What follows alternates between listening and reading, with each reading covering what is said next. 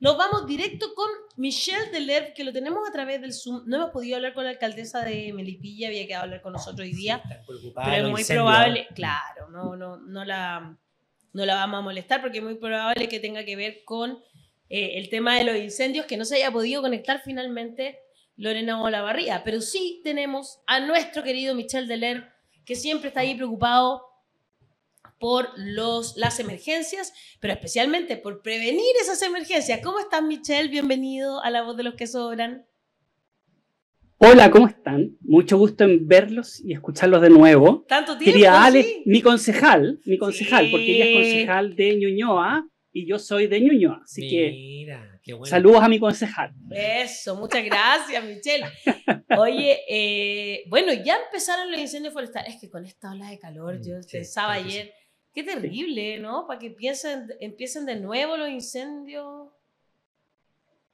Sí, tú sabes que, mira, quiero contarte ahí porque es bueno ir derribando ciertos mitos porque muchas veces los mitos nos impiden cambiar, nos impiden hacernos cargo. Muchas veces detrás del mito hay una suerte de fenómeno de negación o resistencia al cambio. A ver, en la última década las condiciones son bastante estables, bastante conocidas y por lo tanto, sabiendo las condiciones, sabemos qué hacer. Esas condiciones son, más allá de que uno hable del cambio climático, en lo concreto y específico con esto, es una sequía de larga data y muy extrema, por lo tanto, el combustible está muy seco. En segundo lugar, clima extremo, que en el caso del verano implica estas temperaturas que superan con creces lo que son los promedios y que nosotros las hemos comprendido con aquellos periodos como lo que estamos viviendo esta semana, como las olas de calor. La topografía no cambia, el combustible no cambia mucho tampoco, es bastante estable. Sabemos incluso dónde hay pino, dónde hay eucalipto, dónde hay flora nativa, etc. Esas condiciones han sido más o menos constantes. Por lo tanto, lo otro constante que curiosamente sí tiene que ver con la acción humana y que no varía significativamente es la cantidad de incendios.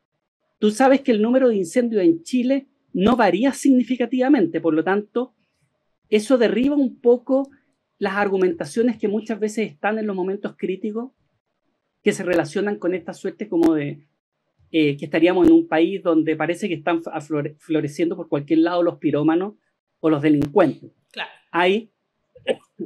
Hay ciertas variaciones, pero no son estadísticamente significativas. Lo que sí varía significativamente es precisamente el número de hectáreas destruidas. Esa relación tiene que ver con que el 1% de los incendios, el 1%, es decir, podemos hablar entre 50, 60 incendios, 70 incendios en el peor de los casos, generan el 81% de la superficie destruida. Es decir, aquí no estamos, si habláramos de dónde tenemos que poner las fichas, el foco, es en ese 1% y que por lo tanto tienen estas características de ser incendios de comportamiento extremo, que una vez que se inician, tienen la capacidad para crecer rápidamente por las condiciones que ya les comentaba y por lo tanto requieren de una respuesta diferente a la respuesta que tienen el 99% de los incendios. Es decir, debe ser una respuesta más rápida, más precisa y por sobre todo contundente, de manera tal de al primer golpe intentar contener estos incendios, porque si después ya pasa un poco de rato, básicamente crecen y ocurre lo que se llama también la posibilidad de simultaneidad de incendios, que nos lleva a un círculo vicioso, a una cadena bien compleja, porque finalmente lo que podemos tener es quiebre de stock de recursos. Eso es lo que pasó básicamente en el sur, por 2017. ejemplo, el 2017, claro, cuando fue ahí en Santa Olga. Claro, porque eran varias localidades, por Constitución. Pero yo quiero hacerle una pregunta anterior, porque esto me dejó medio epaté. A ver, dale. Cuando tú hablas del 1%, Michel, de que son los más destructivos, en 60, 65, hasta 70% de los más destructivos, ¿tú te refieres solo a los forestales o estás refiriéndote a todo tipo de incendio y el 1% es forestal? No, forestal, ahora. Ah, forestal. Entonces, quiere decir que el 99% se apaga muy rápido. Sí, claro. Más aún, te puedo decir que el 99% de los incendios son menores a 200 hectáreas. Por lo tanto, cuando tú ves un incendio que es 200 hectáreas o más, cae dentro del 1% para que tú sepas cuán excepcionales son. Ah, mira, pero es que eso la gente no sabe. O sea, hay mucho incendio que lo apagan rapidito, o bomberos, o los propios vecinos, o las brigadas forestales, y que no pasa a mayores. Y cuando ya pasa a mayores, cuando ya tenemos los escándalos, no sé qué, no sé cuánto, que son más de 200 hectáreas, pueden llegar a miles de hectáreas, ¿no? O sea, estamos hablando, por ejemplo, de que el incendio de Torres del Paine, en el año 2012, fueron 17.000 hectáreas, de las cuales 9.000 se quemaron en las primeras 72 horas. Ese fue cuando por lo tanto, esos fueron unos turistas, ¿no? Un turista israelí, claro. Un turista que prendió un papel, ese papel saltó, había viento, condiciones de clima extremo habían, en términos de que, obviamente, las condiciones del combustible estaban dadas para...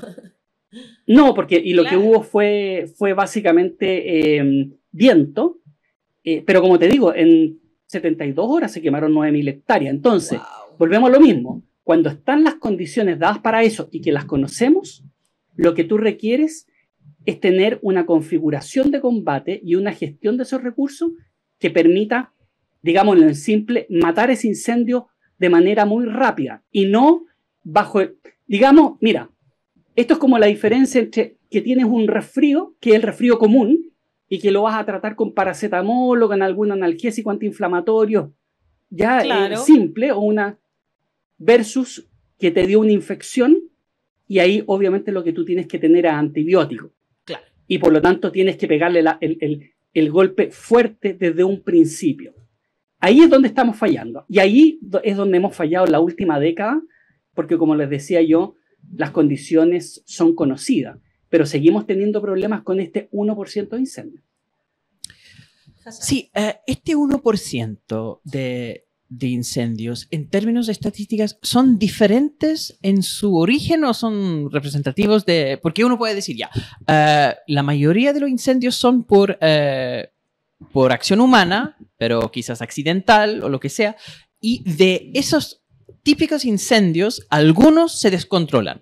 ¿Son el mismo tipo de incendios que se descontrolan o hay algo específico de ese 1% que son de características diferentes, que hay alguna intencionalidad detrás o que ocurre algo en términos climáticos que hace que ese 1% sea el grupo que se masifique? Lo primero están las condiciones de base. En segundo, esas condiciones de base se ven incrementadas cuando vienen olas de calor o tenemos un par de días con altas temperaturas, ¿ya? Pero en general hay una relación bastante importante con las olas de calor y estamos hablando entonces cuando hay temperaturas sobre 30 y tantos grados, etc.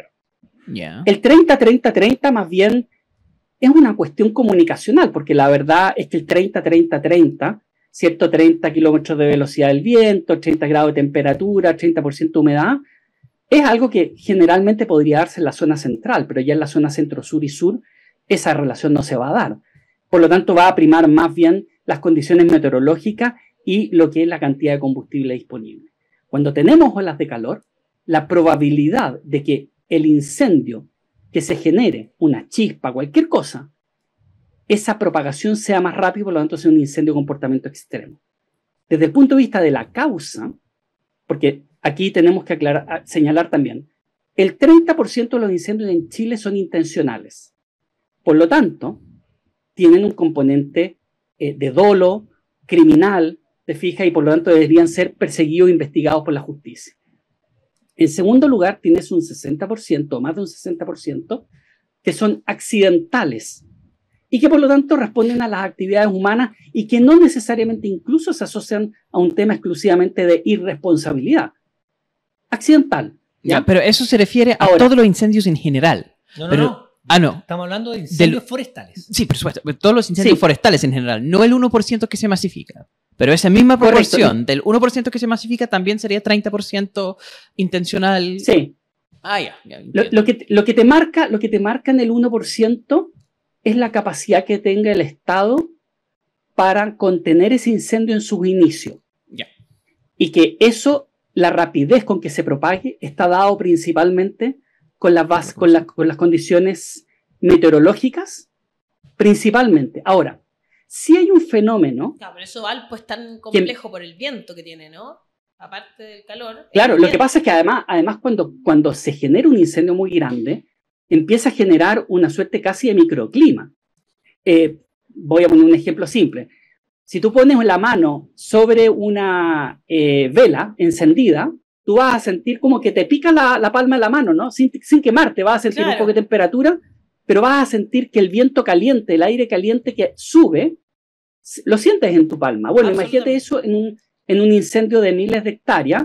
Obviamente la convección, el humo, se genera ese calentamiento de aire que va también generando un precalentamiento del combustible que está más adelante. Chuta, claro. ¿Ya? Y por lo tanto se empieza a generar un aumento de temperatura en la zona. Entonces lo que hay que evitar es que el incendio alcance a tener una capacidad de subsistencia propia. Y por eso hoy día se habla del tetraedro del fuego, que básicamente es no solamente el combustible, el oxígeno y la temperatura, sino que también hay una reacción química en cadena, que es la que hay que también interrumpir. Ahora, respecto de un fenómeno, y quiero tomar lo que decía Hassan en términos de, sí hay un fenómeno que es bien particular y que hay que observar respecto de ese 1%, que es lo que pasa específicamente en la región de la Araucanía. Yeah. Ahí aparentemente estaría saliendo de la norma, porque estamos viendo que no hay necesariamente un incremento tan significativo del número de incendios, pero sí estamos viendo un crecimiento que sale un poquito de los promedios de la norma y se escapa del análisis normal y promedio respecto de las hectáreas quemadas. Eso podría llevarnos a pensar de que está teniendo una relación con la situación de la Araucanía y que puede tener varios orígenes. Uno, la simultaneidad de incendios, porque efectivamente hay una presencia aparentemente mayor de incendios intencionales. Segundo, que las condiciones de combate son más inseguras y por lo tanto requieres una estrategia diferente de combate donde te ves obligado a dilatar el uso de ciertos recursos en pos de la seguridad de sus miembros. Por ejemplo, no vas a mandar tanta brigada forestal como la mandarías en una zona segura. Segundo, no sería extraño que en el tiempo empecemos a ver de que empieza a haber una variación en el tipo de aeronaves que se use. Uno debería empezar a preferir aeronaves más rápidas que los helicópteros, por ejemplo, frente a lo que hemos tenido en los últimos años de helicópteros de combate de incendios forestales que han recibido impactos de bala. Por lo tanto, ahí ya se está viendo al menos una situación que varía respecto de lo que es la media o la norma en materia de comportamiento y manejo de incendios forestales en Chile. Tú escribiste un tuit ayer que dice que recordaba uno tuyo del 8 de noviembre de 2016. Incendios forestales. ¿Sí? Esta temporada parece que se reafirmará necesidad de cambiar configuración de combate e incorporar mayor capacidad aérea. Y dices que se mantiene para esta temporada, lamentablemente, al parecer lo mismo. ¿Qué es la configuración de combate? ¿A qué te refieres con eso? Mira, podríamos hacer una analogía bien simple. Uno, la caja de herramientas es básicamente los recursos que yo tengo para el combate. La configuración va a tener que ver con cómo yo arme mi caja de herramientas, qué herramientas tenga yo. La configuración de combate en Chile, desde el punto de vista del combate aéreo, está dado históricamente sobre la base de aeronaves de descarga, que tienen carga pequeña o de aeronaves pequeñas, y aeronaves de descarga medianas. Estamos hablando entonces de que la aeronave más común que vemos son en el ámbito de aviones 3.100 litros, como los aviones AT, o los Dromader que tienen menos capacidad, aeronaves como helicópteros que tienen descarga de 2.000 litros, 1.500 litros, etc. Durante los últimos años se ha ido incorporando algunas aeronaves pesadas, ¿ya? Yeah. Y esas son de alrededor de 10.000 litros de descarga. Pero en eso seguimos muy lento, porque tú comprenderás que en esta primera respuesta hacia ese 1%, es decir, yo debo decir, cuando tengo ola de calor bajo estas condiciones, la verdad es que tengo posibilidad de que se me generen incendios de ese 1%, yo necesito, ya no me sirve tirar la aspirina o el paracetamol, lo que tengo que tirar es el antibiótico al tiro. Ese antibiótico en esta configuración se llaman aeronaves pesadas. ¿Por qué aeronave? Porque básicamente los recursos terrestres, que son las brigadas, y la maquinaria pesada, que son otros elementos de esta configuración, hablemos del atornillador, el martillo, etc., en esta batería, o del botiquín en esta batería, son recursos que son de despliegue más lento. El primero que va a llegar es la aeronave. En segundo lugar, son recursos que ante un incendio de comportamiento extremo van a presentar más riesgo en su intervención, van a tener que enfrentar una amenaza más grande, por lo tanto, yo tengo que medir el riesgo al cual voy a someter personas que no solamente van a llegar más lentos, sino que el momento de tener que evacuarlos, tener que sacarlos de la zona, también es más lento. Y por lo tanto, por seguridad de los equipos, en algún momento yo tengo que limitar bastante la llegada de recursos terrestres, que como digo, son más lentos, son muy importantes en esta configuración, porque requerimos todas las herramientas. Claro. Pero hay algunas herramientas que son más potentes. En algún caso voy a ocupar un martillo más grande, en otro voy a ocupar un martillo más chico, pero aquí la primera respuesta es con el martillo grande. Michelle, tengo una pregunta un poco difícil. Incendios públicos, incendios privados. ¿Por qué? Porque hay algunos incendios que son de propiedades privadas, ¿no? De forestales, por ejemplo. Y hay otros incendios que son como el que estamos viendo, que pueden llegar hacia lugares donde hay habitaciones, donde hay gente, de lugares más públicos, porque hay gente que no son Entonces uno le puede exigir a las forestales que tengan... Yo sé que tienen brigadas ellos mismos, lo sé, pero mayores... Y tú estabas diciendo ahora la diferencia entre mayor gestión y mayores elementos, y uno le podría exigir a estas empresas forestales aviones de mayor capacidad, brigadas más potentes, para que ellos también salgan a combatir sus propios incendios, porque se derivan recursos públicos que podrían estar usados en otros lugares que son donde hay más peligro para los ciudadanos. Sí, las empresas privadas tienen su propia brigada. Sí. Yo te diría que, de hecho, debo decirte que el año 2012, por ejemplo, como lo ponemos como un hito, el año 2012 los privados tenían más recursos y más capacidades que el Estado en materia de combate. El Estado aquí ha sido más lento en adaptarse. Ahora, es súper complejo lo que te voy a señalar, porque los privados reaccionan protegiendo su negocio y por lo tanto su capacidad de cambio tiende a ser más rápida. Claro. Porque básicamente, obviamente, lo que dicen suman, restan y dicen, ok, esto tengo que invertir. El Estado no hace mucho ese juego. Por lo tanto, significa que el Estado, si actuara como empresa, la verdad es que te aseguro que tendríamos una configuración de combate mucho más potente por el nivel de recursos económicos, no solo que se pierden en términos de un incendio, sino que después deben ser dedicados a la recuperación y el impacto social, económico, emocional de las comunidades. Ahora, ¿qué es lo que ha pasado en los últimos años? Y ahí me voy al otro hito, lo comentó la Ale. El año 2017 fueron los incendios más catastróficos que hemos tenido en la historia de nuestro país desde que hay registro. Cacha. Más de 500.000 hectáreas, 3 incendios, no fueron gran cantidad de incendios, fueron 3 incendios que se descontrolaron y en ese momento vino un cambio de configuración, se incorporaron aeronaves pesadas y en ese sentido el sector privado hizo la suma y la resta y obviamente incorporó aeronaves, hizo un cambio de configuración muy interesante y más rápido. El Estado ha incorporado algunas aeronaves pesadas, pero ha sido mucho más tímido en su incorporación. Ahora, en materia del mundo privado, ellos no hacen mucha gala ni dicen mucho, pero insisto, también lo hacen o sea, también tiene un sentido estratégico comercial. Ellos combaten sus incendios dentro de sus predios, pero también combaten incendios fuera de sus predios. Porque obviamente tú puedes tener un incendio de un predio privado que vaya hacia el sector público, como también un incendio de una zona pública que ingrese al privado.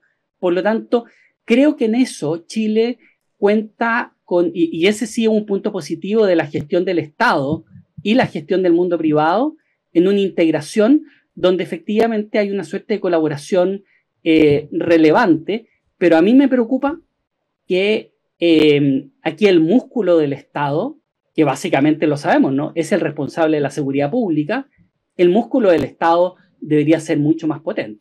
Mira, en materia preventiva, es como la salud, yo me imagino como la salud. Si tú metes más en preventivo, después no tienes que estar con todas las enfermedades que hay, etcétera, etcétera. Es lo mismo en este sector. Si tú previenes, después te sale más barato el apagarlo y después la recuperación de territorio. No tiene que ser tanto recuperación de territorio, las comunidades, todo lo que tú estás diciendo. Es un poquito como la salud. No, por supuesto que sí. Yo también comparto esa Pero es más tímido el Estado por el gasto de plata que hay, que nos van a decir esto. La gracia de Michelle, que justamente es experto en lo anterior. En Instagram, Víctor Lara pregunta a propósito de lo de estatal versus privado. ¿Qué ocurre con la FACH, que no se hace cargo de los incendios forestales con toda su tecnología de drones y pilotos de esa institución? Saldría todo más barato y serían un aporte a la comunidad, dice Víctor.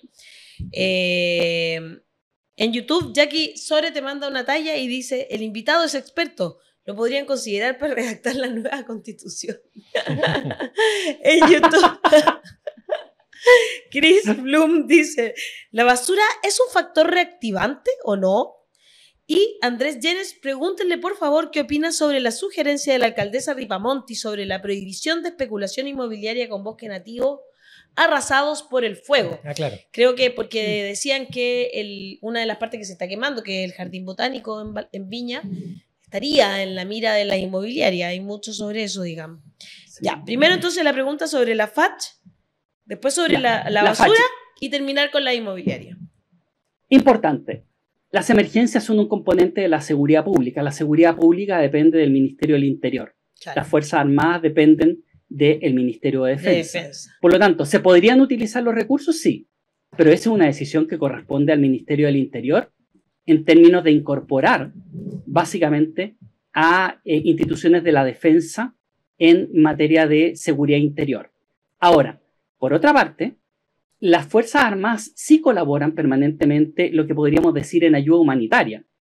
Otra cosa es la labor de seguridad pública, que requiere un estado de excepción. Claro. Pero ellos ayudan, por ejemplo, de hecho, hay brigadas de combate forestal que son de las Fuerzas Armadas, ¿ya? Se usan aeronaves en términos de transporte de logística, transporte de personas, etc. Pero sí, tomando la pregunta, yo creo que hay dos elementos que son fundamentales. Uno, un mayor y claro liderazgo por parte interior, el día de mañana por parte del Ministerio de Seguridad Pública, en términos de la utilización adecuada de los recursos disponibles.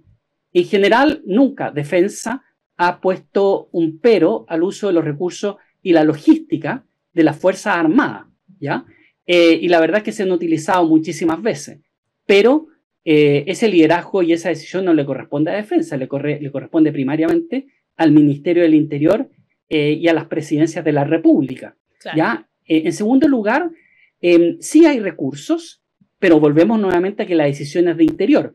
Yo te diría que 8 años atrás, a mí me tocó proponer algunos recursos, de hecho lo señalé en la Cámara de Diputados el 3 de enero del 2017, antes de los grandes incendios, de la adquisición de algunas aeronaves multifacéticas, multifuncionales básicamente, o multipropósito, como son los aviones CL-415. Hoy día hay un nuevo modelo que es el CL-515, que son aeronaves canadienses multipropósito, o sea, podrían funcionar todo el año, anfibias, que tienen capacidad de carga sobrevolando una fuente de agua y tienen una capacidad, buenísimo. Te voy a dar un dato, una capacidad más importante entre el ciclo de carga, descarga y recarga, más importante que el supertanker.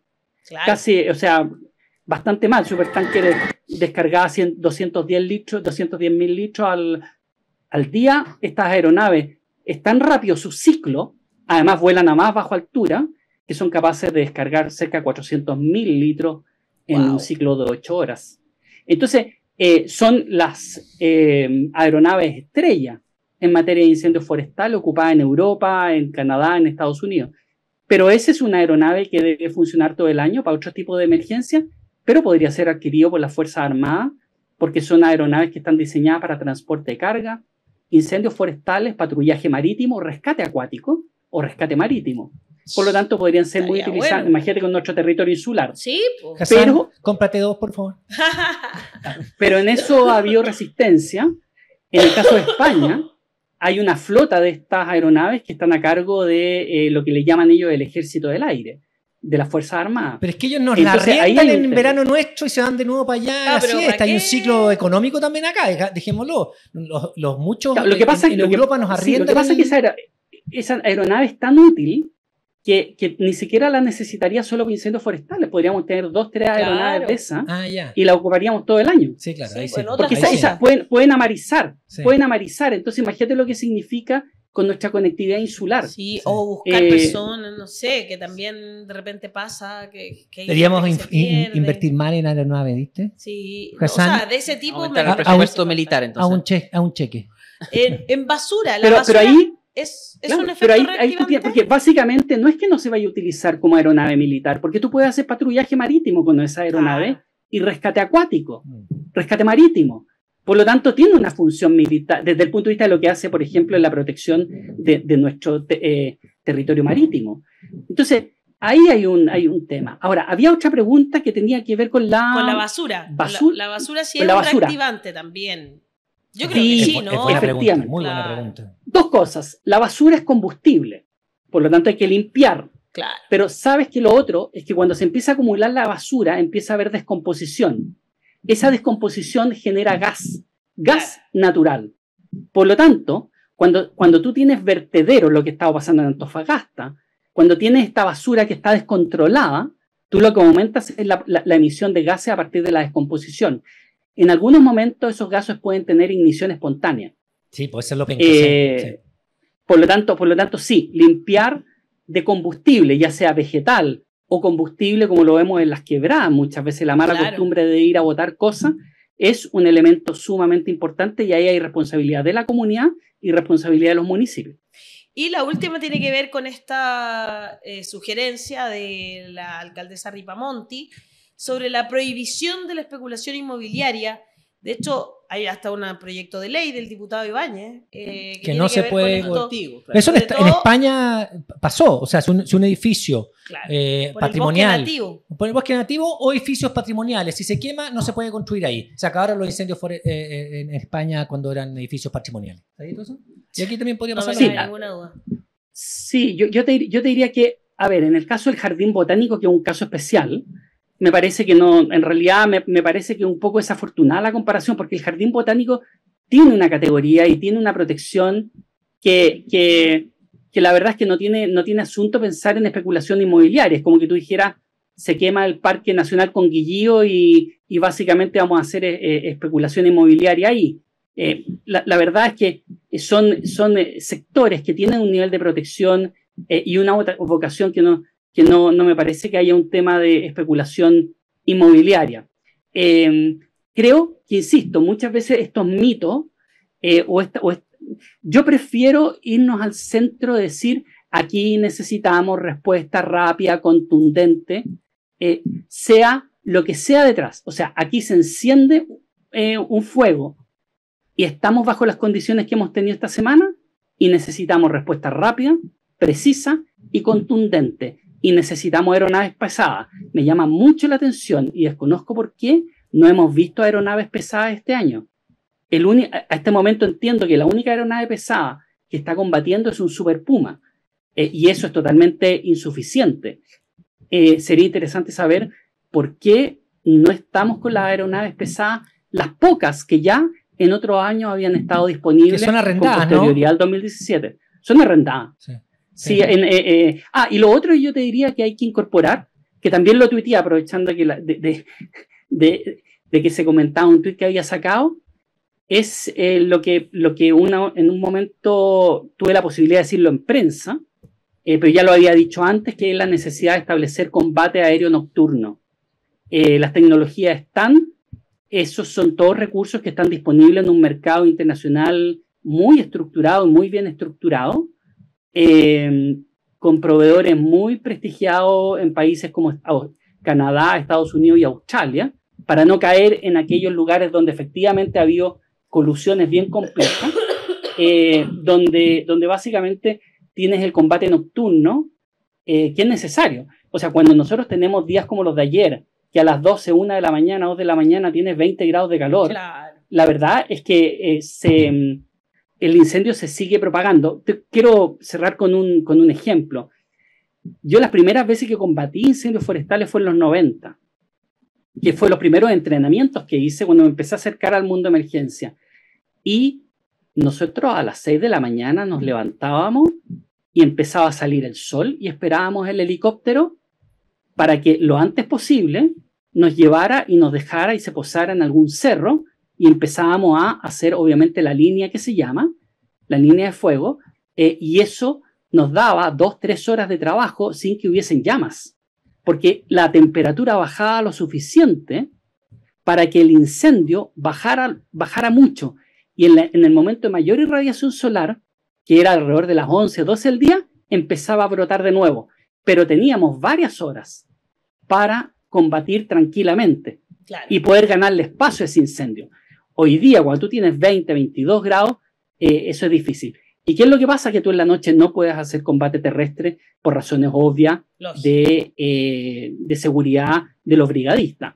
Pero sí puedes hacer combate nocturno, aéreo, pero tengo entendido que me parece que los privados incorporaron el año pasado alguna aeronave de combate aéreo nocturno, pero el Estado no, desconozco esta temporada, pero hasta el momento no ha incorporado combate aéreo nocturno, y eso me tocó a mí plantearlo en el Congreso, de hecho, en el 3 de enero del 2017.